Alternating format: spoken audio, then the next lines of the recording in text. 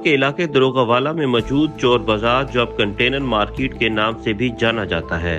इस बाजार में लाट का सामान होता है जो दूसरे ममालिक में लोग चीजें इस्तेमाल करके कबाड़ में छोड़ देते हैं, वो यहाँ पर कंटेनर के जरिए लाया जाता है। ताजर सामान को बिना देखे उसे वजन के हिसाब से खरीद लेते हैं। उसके अंदर क्या होगा क्या नहीं ये किसी को मालूम नहीं होता।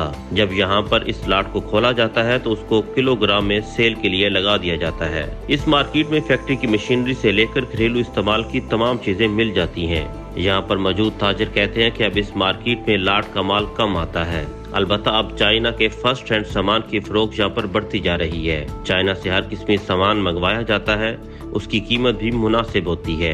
एक्चुअली इसका ये होता है कि क्वांटिटी ज़्यादा इसलिए बेची जाती है कि ना जल्दी आगे माल आना होता है हमारा ना, तो वो जितनी जल्दी खाली होगा उतनी जल्दी हम अपना माल दिलवा सकते। ज़्यादा जाता है हमारा ना फैक्ट्री एरियाज में, तो उनका ये होता है कि उनको बल्क में माल चाहिए होता है, तो इस वजह से उनको ज़रा लिमिटेड दे देते हैं ताकि हमारा जल्दी से जल्दी ख़त्म हो, ताकि हम अगली पार्टी से माल क्या होता है वादा किया होता है ना, तो वो लेना होता है। कभी इटली साइड से भी आता है, ठीक है, और चाइना का ज़्यादातर आता है, लेकिन चाइना में भी क्वालिटीज़ होती है ए ग्रेड बी ग्रेड ना, तो उस हिसाब से जब प्रेफर ये होता है हमारा ए ग्रेड हो, क्योंकि वो फैक्ट्री में यूज़ होना होता है, इस वजह से।